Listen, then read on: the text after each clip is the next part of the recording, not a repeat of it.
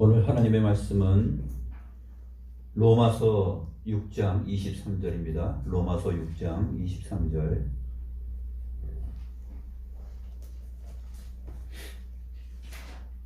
제가 하나님의 말씀을 받들어 있습니다. 죄의 삭은 사망이요 하나님의 은사는 그리스도 예수 우리 주 안에 있는 영생이니라. 오늘 본문은 참 짧죠.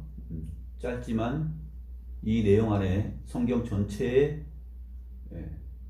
증거들이 담겨 있고 인류 역사 전체가 담겨 있습니다. 그래서 온 우주 만물의 현재의 상태와 또 인생들의 현재의 상태를 모두 다 말해주고 답변해주는 내용이 이 짧은 한 구절에 있습니다. 다시 한번 보겠습니다. 죄의 삭은 사망이요. 즉 죄의 품삯은 사망이다. 죄가 있으면, 우리에게 죄가 있으면 그 삭스로 무엇이 지불되냐면은 사망이 지불됩니다. 죄가 있는 자에게는 사망이 와요. 이 사망은 본질적인 사망인데 하나님과의 관계가 깨어지고 하나님으로부터 벗어나 있는 그러한 상태를 말합니다. 하나님과 함께 할 수 없는 그러한 상태죠. 그게 바로 진정한 의미의 영적 사망의 상태이고, 또 하나는 그 사망의 자리를 부인할 수 없게, 아무도 부인할 수 없게 인류 역사 속에서 사람들 가운데 보여주는 것이 뭐냐면 죽음이에요. 사망. 모든 사람이 다 죽잖아요. 그것이 바로 하나님으로부터 이탈된 죄인들에게 주어지는 품삯이다 라고 성경이 말하고 있는 것입니다. 그러니까 인류 역사는 사실상은 소망이 없는 것입니다. 역사를 통해서 무언가 내용을 만들고 무슨 희망의 나라를 건설하고 한다라는 것은 인간들 사이에서는 도무지 실현될 수 없는 그러한 나라죠. 거기에 이데올로기로 공산주의, 유토피아를 얘기하든지 자본주의를 얘기하든지 그것은 다 인간이 내놓는 죄악된 심령에서 하나님을 알지 못하는, 주의 말씀을 알지 못하는 가운데서 나오는 그러한 어리석은 생각들이죠. 사망의 내용들입니다. 그러므로 인류 역사는 곧 심판의 내용을 다 담고 있다라고 보는 것이 좋아요.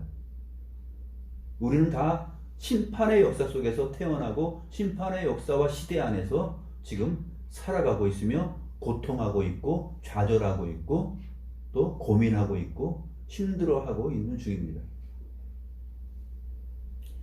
사람들만 그렇게 사는 것이 아니라 모든 피조물들도 그렇게 살죠.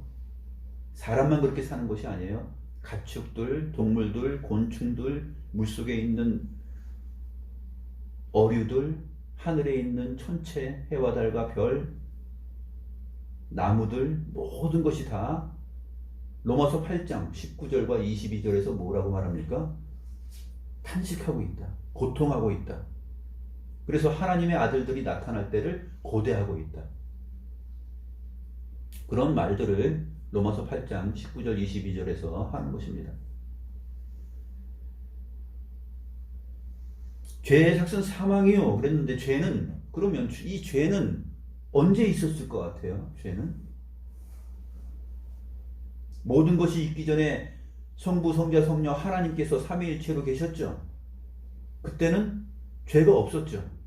죄는 언제부터 있었어요? 죄가 언제부터 세상 가운데, 죄가 언제부터 우리들 가운데, 모든 사람들 가운데 있었는지 그것을 알 수 있는 철학자 또는 심리학자 또는 과학자, 그런 사람들이 있을까요? 주의 말씀이 아니고서는 죄가 언제 세상에 존재하게 됐는지 그것을 알 길이 없습니다. 사실상 죄는 존재적으로 존재하는 그 상황이 아니에요. 죄는 존재적 존재가 아니에요. 죄는 뭐냐면 하나님의 법으로부터, 하나님으로부터 이탈된 이후에 들어온 상태이고 내용이에요. 죄는 내용이고 상태이지 존재적으로 죄가 언제부터 존재하고 있다가 야 내가 이제 들어가야지, 내가 어느 때에 사람들 속에 들어가야지 하고서 이때다 하고 딱 들어오는 것이 아니라, 하나님께서 죄의 조성자가 아니고 죄를 창조하신 분이 아니죠. 죄가 언제 들어갑니까? 성경을 통해서 보면 죄는 아담이 또 하와가 범죄하였을 때부터 죄가 발생합니다. 너희가 이것을 먹는 날에는, 선과 악의 지식 나무 열매, 그것을 너희가 먹는 날에는 반드시 죽는다 그랬어요. 그 법을 어기고 그것을 먹는 순간 죄가 아담 속에, 하와 속에 죄가 존재하는 것입니다. 그러니까 죄는 하나님의 법으로부터의 이탈이에요. 그래서 죄의 그 히브리적 언어의 의미, 헬라어적 의미는 뭐냐면 관역으로부터 빗나가는 것이에요. 관역으로부터 빗나간 것. 그러니까 하나님의 법이 있으면 하나님의 법으로부터 이탈돼 버린 것. 그것이 죄입니다. 근데 그 죄로 말미암아 무엇이 왔냐면 사망이 왔어요. 하나님과의 관계, 우리와의 관계가 다 깨어지고 하나님의 법과 나의 상태가 조화를 이룰 수 없는 그러한 상태가 되었고, 하나님의 영광 앞에 설 수 없고 나아갈 수 없는, 함께 할 수 없는 그러한 존재가 되었다 하는 것입니다.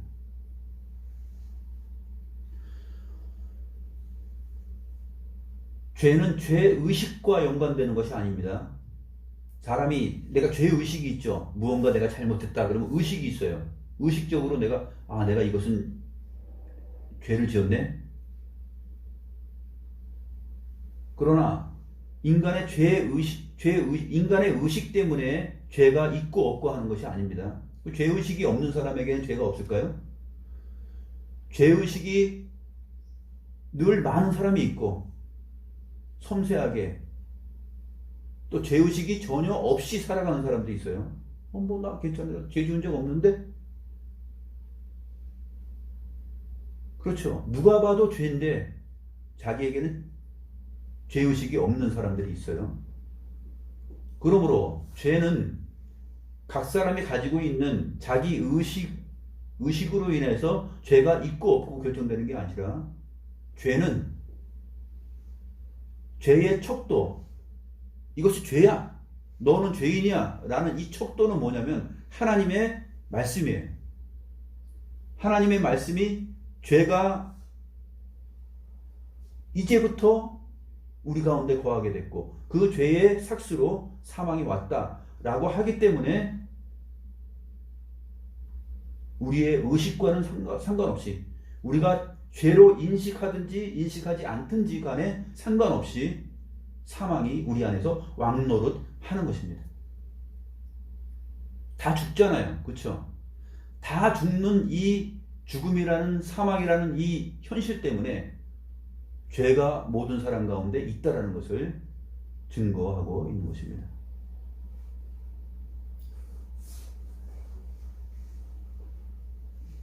그러면 그 다음 표현은 죄의 삭은 사망이요 라는 말과 반대되는 내용이에요.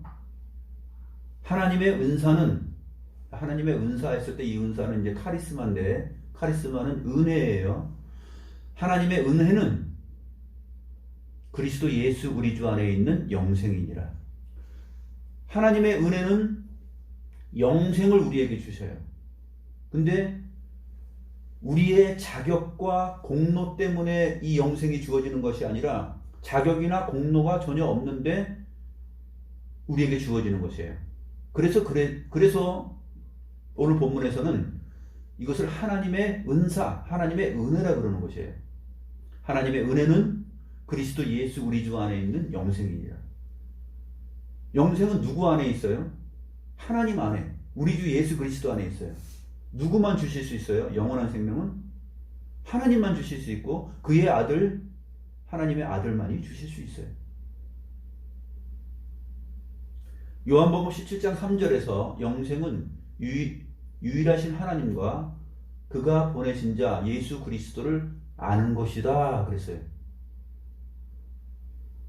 생명을 얻는 일, 죄의 삭은 사망인데 모두 다 죽는데 이 죽음과 형벌, 영원한 심판이 있는데 그것으로부터 새 생명을 얻고 삶을 보장받는 것, 그 복된 인생은 하나님으로부터 주어집니다.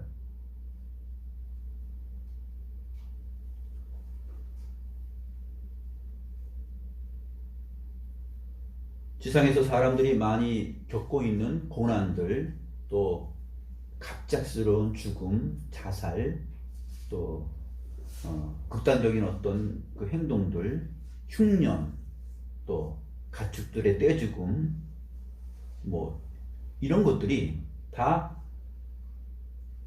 개인적인 어떤 죄에 있는 것이 아니라 아담 한 사람의 범죄로 말미암아 죄가 세상에 들어오고 그 죄의 결과로 빚어지는 내용들이에요. 어떤 한 사람의 자잘못으로 되는 것이 아니라 바로 인류 전체를 대표하였던 아담 한 사람의 범죄로 말미암아 그 죄가 들어오고 죄의 산물로서 인류 역사 속에서 모든 상황 속에서 모든 피조물들에게 나타나는 내용들입니다. 전쟁과 지진, 기근, 전염병 이러한 것들이 다 그 죄로 말미암아 빚어진 형벌의 내용들이죠. 그러나 이것이 꼭 한 사람의 어떤 잘못으로 인하여서 주어지는 것이 아닙니다.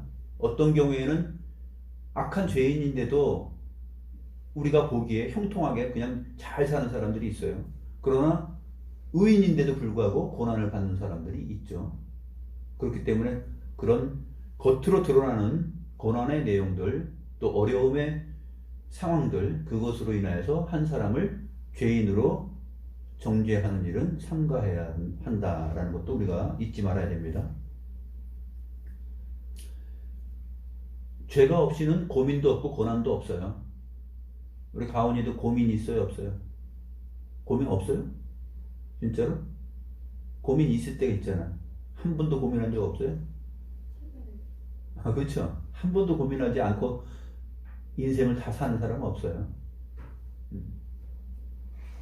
누구나 다 고민하고 힘들어하고 짜증낸 적 있어요, 없어요? 다 짜증내잖아요. 짜증내고 불평불만이 있고 또 아쉬움이 있고 안타까움이 있고 부족함이 있고 바람이 있잖아요. 이것은 뭐냐면 완벽하지 못하다는 거예요, 인생이. 왜 완벽하지 못하고 또 만족하지 못하는가? 이것은 바로 죄의 삭세, 사망의 결과예요. 우리들의 영혼이 하나님의 형상을 잃어버렸기 때문에 인생들이 그렇게 비참한 가운데 살아가는 것입니다. 사도 바울같이 훌륭하신 분도 뭐라 그랬어요? 오호라 나는 공고한 사람이로다. 이 사망의 몸에서 누가 나를 건져내겠느냐? 라고 7장에서 말한 다음에 그것을 해결할 수 있는 길은 또 그것을 뚫고 감사할 수 있는 조건은 뭐냐면 우리 주 예수 그리스도 안에 있다 라는 것을 고백하잖아요.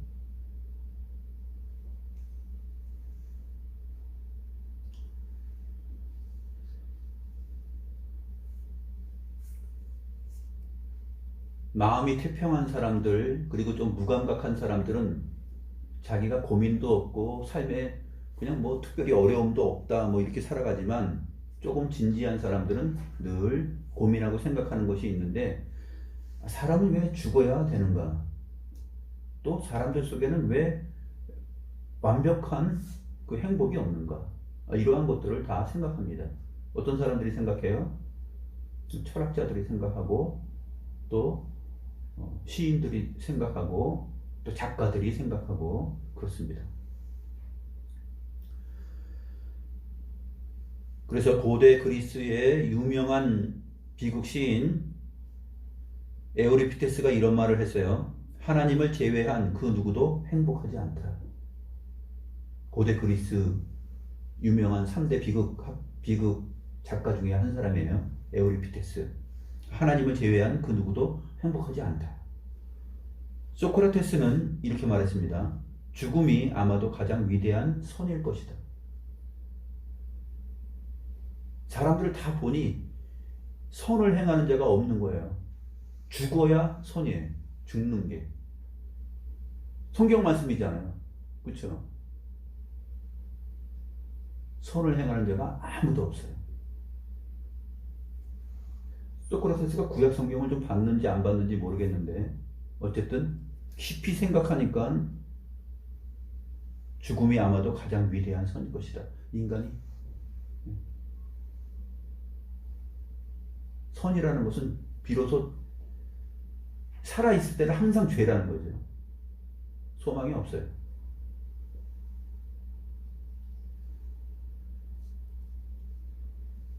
죄로 말미암아 사망이 왔고 고통이 왔습니다. 그리고 양심의 그 박탈이 오고 또 양심을 통하여서 괴로움이 옵니다. 그래서 이 양심은 엄격하게 말하면 너 양심이 있어 없어? 그렇게 말하잖아요. 양심이 있죠. 사람들마다 양심이 있어요. 양심이 있어서 이건 내 양심에 또 보편적인 일반적인 내용에 어긋나는데 하면서 양심이 속에서 서로 설명하고 얘기하잖아요. 그거 하면 안 돼. 그거는 나쁜 일이야. 이것은 좋은 일인 것 같은데 양심이 있잖아요. 인간에게 양심이 있는 것은 언제부터 있었을 것 같아요?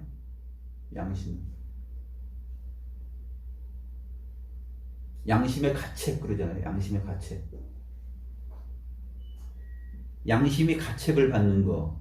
그거는 이 양심은 언제부터 생기냐면 아담의 범죄로 인하여서 죄가 들어왔을 때부터 죄가 있을 때부터 그때부터 양심에 가책이 있는 것이에요. 그래서 그 가책의 결과가 무엇이에요? 자기가 벗었음을 알잖아요. 벌거벗었다. 수치스럽다. 하나님과의 관계가 깨졌다는 것을 알아요.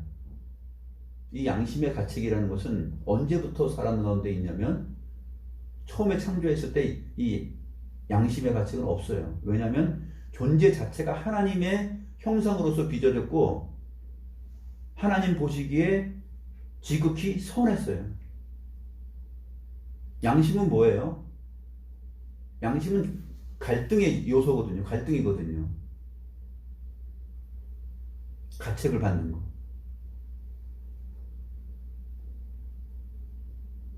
처음에 인간의 마음은 그냥 하나님의 형상으로서 영과 육체가 다 그냥 한 존재로서 하나님의 형상으로서의 존재예요. 양심은 죄로 말미암아 인간 안에서 발생합니다. 타락의 결과죠.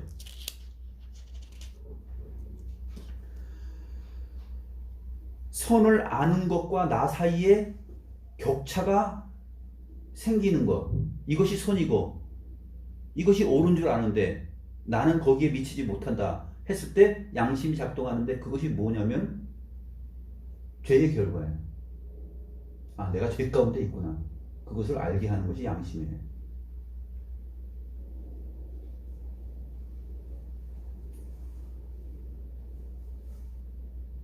이런 얘기를 하니까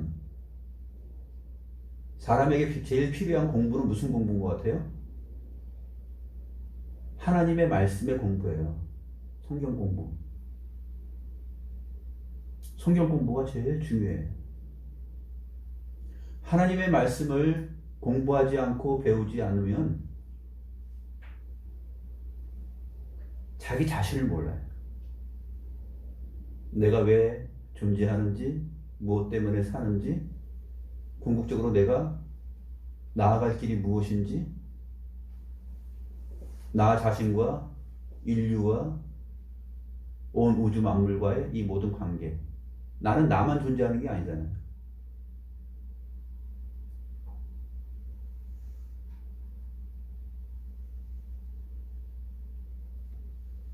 우리에게 주어진 생명의 말씀, 아주 귀한 내용들이 신구약 66권으로 딱 이렇게 나와 있는데, 하나님의 말씀에 대해서 관심을 가져야 돼요. 관심을 가져도 아주 지극히 큰 관심을 가져야 돼요.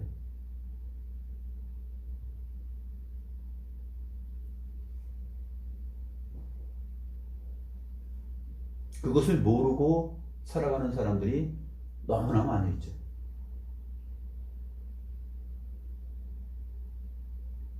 우리 학교 가면 이런 거 가르치나요? 이런 거 가르쳐줘요?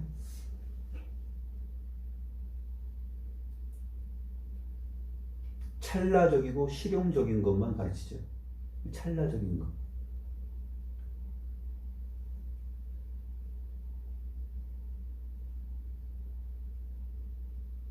주님께서 사마리아 여인을 찾아가서 내가 주는 물은 영원히 목마르지 않는다 그랬어요.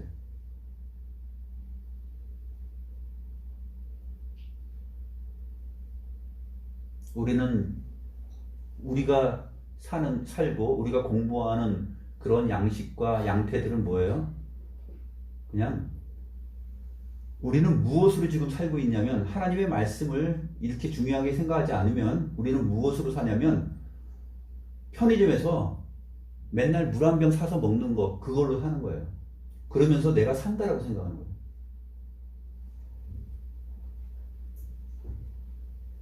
내가 주는 물은 네 속에서 영원히 샘솟는 생수가 되어서 솟아나서 영원히 목마르지 않는다 그랬어요. 죄의 삭은 사망이고, 이 고통과 질병과 고민과 피곤함과 지침과 이 모든 것을 세상의 그 어떤 공부가, 내용이, 지식이 해결해 줄 수 있겠어요? 목마를 때 이거 한번 해결해보자. 콜라 한 잔 먹고 음료수 하나 먹고 차 한 잔 마시고 했을 때 갈증이 없어진 것 같죠? 기분 좋다. 이 인생의 갈증이라는 것, 풀리지 않는 문제, 고민, 사람은 왜 죽어야 되는지, 나는 왜 영원히 살 수 없고, 나는 지금 행복하고 기쁜데 이 행복이 계속 지속되지 않고 영원히 살고 싶은데 왜 나는 늙고 죽어야 되는 거야? 끝나야 되는 거야? 답이 없잖아요. 그럼에도 불구하고 하나님의 말씀이 아닌 다른 곳에서 내가 영원히 살 것처럼 살아가잖아요. 공부도 하고 재산도 모으고 또 은행 계좌도 만들어서 여기에도 얼마 넣고 저기에도 얼마 넣고 뭔가 행복이 축적되는 것처럼 생각되고 뭔가 보장되는 것처럼 생각되고 내 미래가 여기에 이 돈의 액수에 통장에 있는 것에 근거해서 뭔가 행복의 요소가 장래의 보장이 쌓이는 것처럼 생각되잖아요. 죄의 삭시 사망이요 하나님의 은사는 그리스도 예수 안에 주 안에 있는 영생이다. 이 말씀을 부여잡지 않으면, 또 이 말씀의 의미를 우리가 생각하지 않는다면 참된 행복, 그건 아주 찰나적이에요. 순간의 갈등을 없애면서 그것으로 인하여서 내가 산다라고 생각하는 것이죠.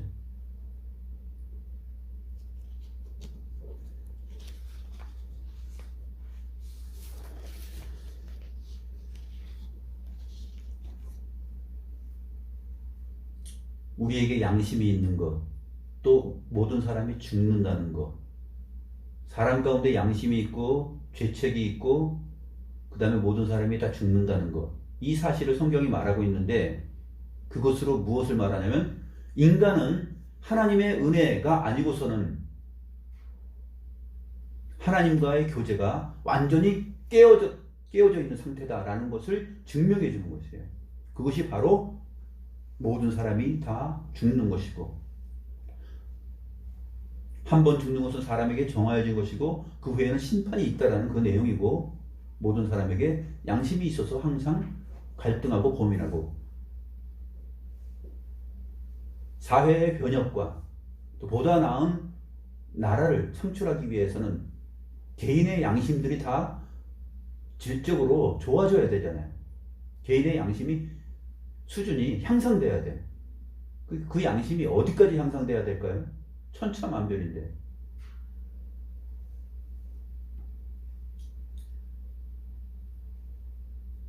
다 온전하게 향상되어서 유토피아가 탁 이루어질까요? 지상천국이? 그렇게 될 일은 없습니다.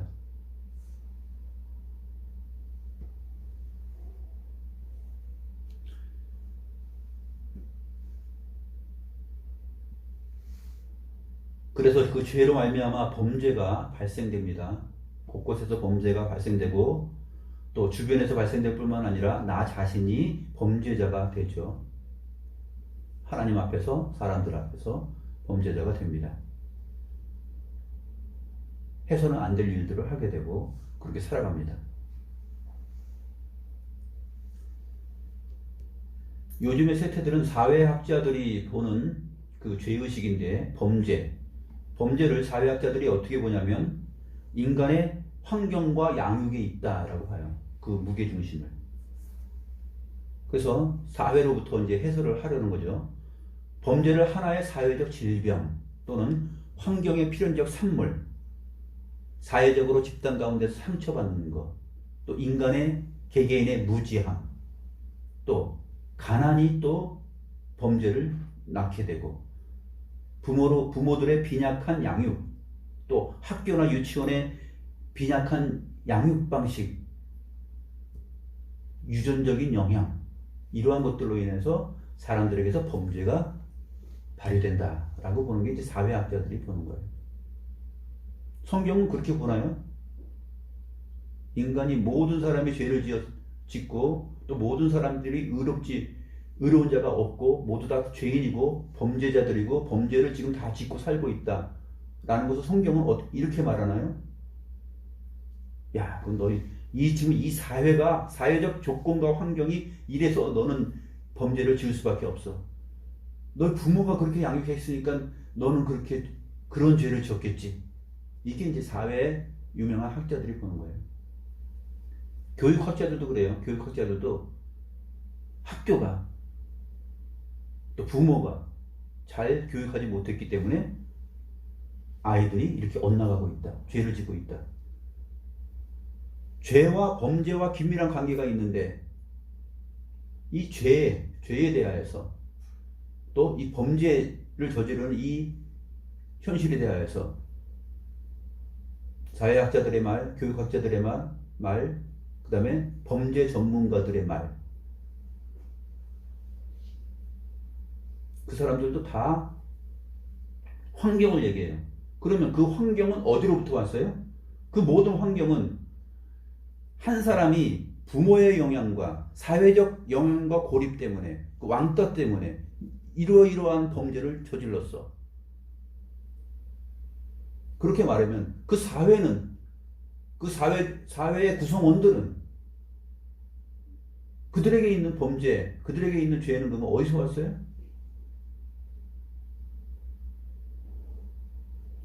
본질을 찾지 못하는 내용들이 사회학자들, 교육학자들, 그 다음에 범죄 전문가들이 내놓는 이론이죠.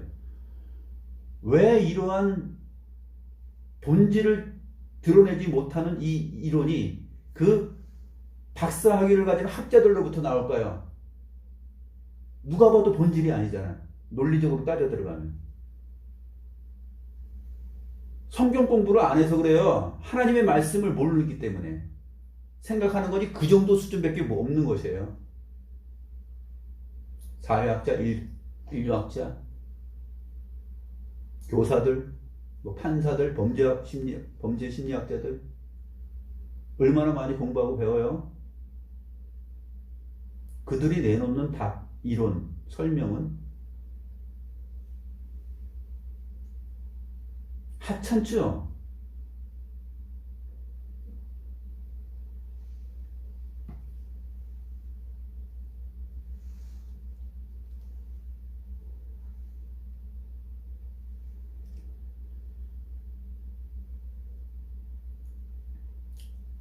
이렇게 되면은 이러한 사회적 집단의 상처 때문에 누가 이러한 범죄를 저지르게 되었다라고 죄와 범죄를 그런 식으로 거기서부터 이해하게 된다라면은 범죄자는 어떻게 됩니까? 자기는 전적으로 자유를 받아요. 자유를 보장받아요. 나는 나 자신의 죄 때문에 그런 게 아니라 주변의 가정의 환경, 부모들의 역할, 선생님의 역할, 학교 가니까 학생들 친구들의 역할, 사회적인 역할, 그것 때문에 내가 이렇게 돼서 그것 때문에 내가 이 짓을 한 거야. 이 못된 짓을 한 거야. 나는 죄가 없어. 다 그러죠? 주변의 친구들이 다 그렇게 얘기하잖아요. 죄 없음과 범죄 사실을 부인하는 것이 다 그 이유예요. 하나님의 말씀으로 돌아가지 않고는 인생들 안에서 일어나는 거 본질적으로 답을 내리지 못합니다. 그럼 범죄자는 다 어떻게 돼요? 요즘 이 법들도 그렇게 돼요. 법들도 그렇게 만들어져 가고 있고 범죄자가 굉장히 동정을 받는 쪽으로 기울어지는 것이 있어요. 인권 얘기도 하고 막 그러면서 학교 안에서는 선생님들이 다 책임져야 되고 사회에서는 우리 사회가 다 책임져야 되고 실제 범죄자들은 자기 죄의식이 삭감되고 동정을 받고 너 참 딱하구나. 그래 너 환경이 그랬으니까 그럴 수밖에 없었지. 그럴 수밖에 없었겠지 하면서 동정받고 대신에 사회와 학교, 국가는 뭐예요? 죄책감을 갖게 되죠. 그래 우리가 잘못했거나 우리 사회가 잘못했어. 우리 국가가 잘못했어. 우리 학교가 잘못했어. 선생님들이 잘못했어. 그래서 너는 그렇게밖에 할 수 없었어. 이게 죄입니까? 이게 범죄예요? 아니란 말이에요. 영생과 관련 없는 이 죄, 인간의 죽음, 이 죽음의 결과, 죄로 말미암아 나오는 이 범죄적 사실들, 인간의 타락함, 이 타락이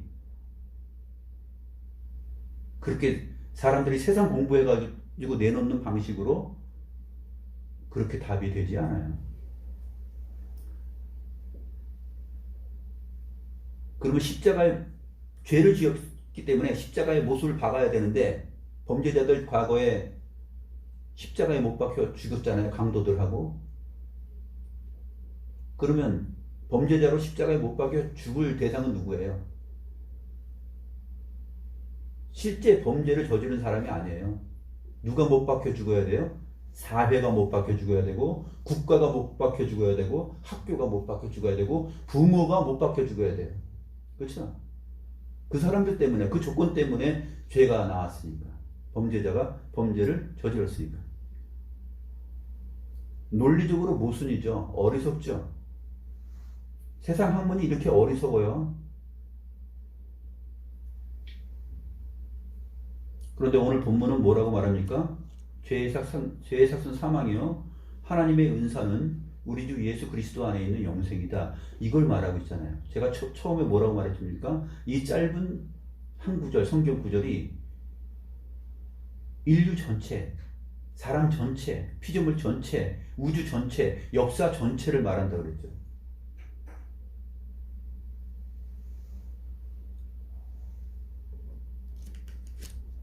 하나님 앞에서 주의 말씀을 듣고 사는 사람들은 바로 이러한 것을 알아가는 은혜를 누리는 복을 받은 자들이에요. 저와 여러분들이 굉장히 복을 받은 자들입니다.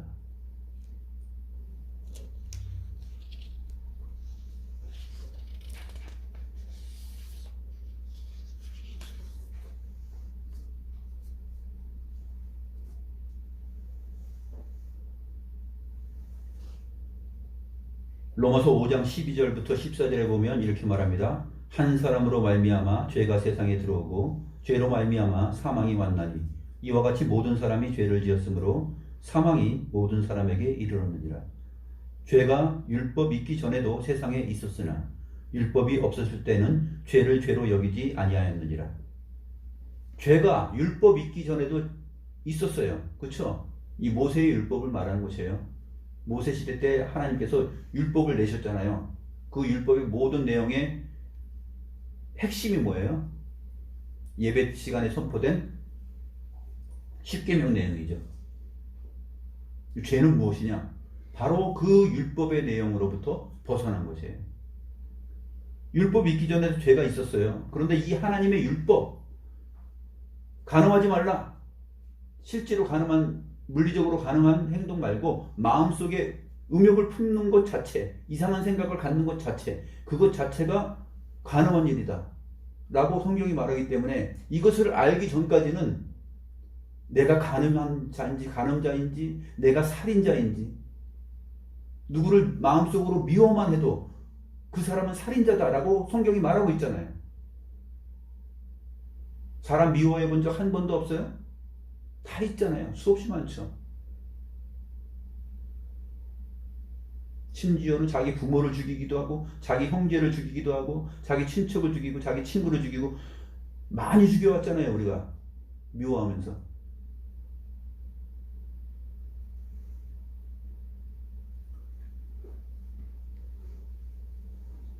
이 하나님의 율법이 주어지지 않았다면 죄를 죄로 여기지 않는 것이에요. 하나님의 말씀을 모르면 죄를 죄로 여기지 않고 살아가는 것이에요. 그래서 이 수많은 세상 사람들이 그렇게 살고 있고 기독교 안에 기독교인이라고 하는 사람들도 하나님의 말씀에 집중하지 않으니까 이러한 인식도 사실상 굉장히 결여된 상태에서 그냥 뭐 예배 때 워십 댄스 하고 그러면 그냥 예배한 것이고 즐겁고 내가 즐거우면 내가 예배 잘한 거예요. 내가 시원하면 예배 시원하게 잘 드렸다 그거예요.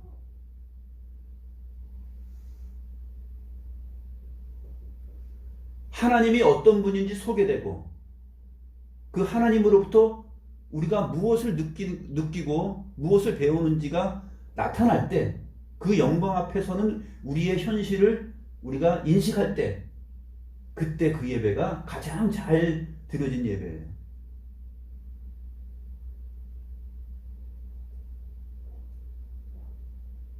이 거룩한 주일, 일주일에 한 번 예배하는 이 날을 굉장히 중요하게 생각해야 됩니다. 언제 우리가 이 주일날 말고 다른 공간에서 다른 때에 이러한 순서에 의한 예배를 가지고 살겠어요? 한 번도 없잖아요. 일주일에 한 번 주일날 우리가 함께 모여서 이때만 이 예배가 있는 것이에요. 이 예배는 바로 성경에 기록된 하나님 앞에서 하나님께서 참되게 여기시는 그 예배의 순서들이고 내용들이에요. 지상에서 천상에서 드릴 예배를 미리 맛보고 사는 것이에요. 굉장히 중요한 자리죠.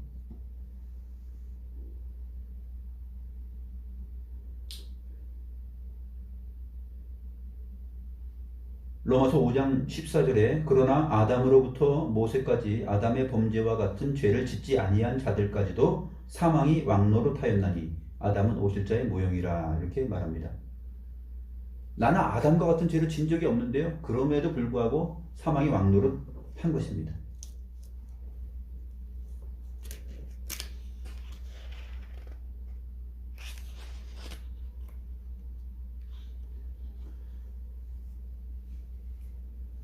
로마서 5장 17절 19절 보면 한 사람의 범죄로 말미암아 사망이 그 한 사람을 통하여 왕노릇하였은즉 더욱 은혜와 의의 선물을 넘치게 받는 자들은 한 분 예수 그리스도를 통하여 생명 안에서 왕노릇하리로다.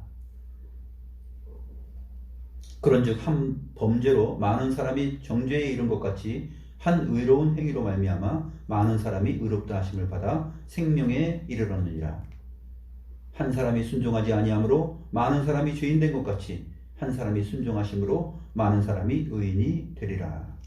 이렇게 말하고 있는 것입니다.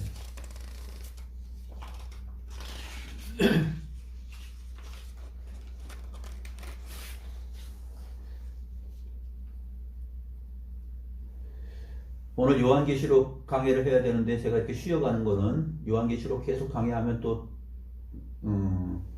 좀 지루할 수도 있고 또 우리 주변에서는 지금 오늘 같은 이번 주가 부활주일로 예배를 하고 있습니다.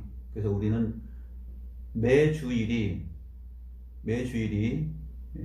주님의 부활을 또 주의 죽으심을 생각하는 날들인데 우리 사순절 그런 거 안 하잖아요. 그런 날짜를 정해놓고 절기를 생각해서 살아가는 이 형태와 방식들은 사실상 로마 가톨릭의 영향입니다. 개혁된 교회에서 참된 성경적 의미를 살필 때에는 그러지 않아요. 항상 주의 죽으심과 주의 부활의 영광이 항상 우리들의 날마다의 삶 속에 있고 매 주일이 바로 그것을 기억하면서 그것과 함께 그 내용과 함께 예배하는 것이에요. 그것을 우리가 잘 알아야 됩니다. 그럼에도 불구하고 오늘은 로마서 6장 23절의 내용으로 또 성찬식도 있고 그래서 한번 이 본문을 설명해 보았습니다. 기도하겠습니다.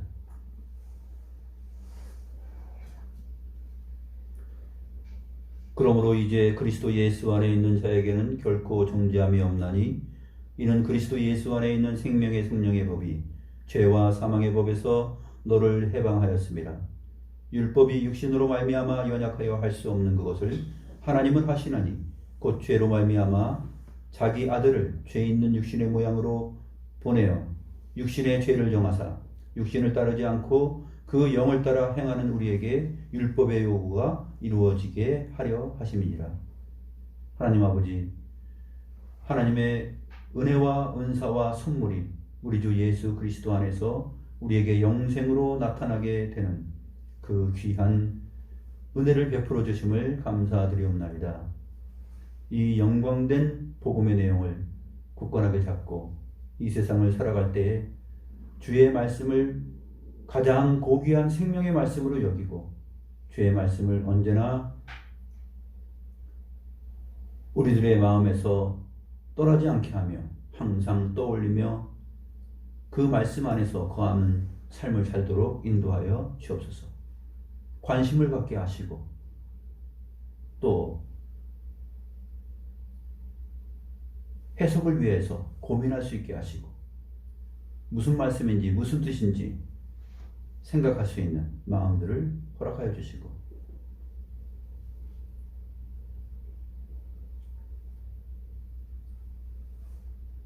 편의점에 물 한 병과 같은 그러한 세상에서 나오는 위로와 세상의 그러한 이론들을 저희들이 생명처럼 붙잡지 않게 하여 주시고 우리 가운데 영원한 생명으로 솟아나게 하여서 우리를 실로 만족해 하는 그러한 주님 자신을 붙드는 그러한 믿음이 있게 하여 주옵소서. 하나님께 감사함을 드리며 살아계신 우리 구주 예수 그리스도의 이름으로 기도드립니다. 아멘.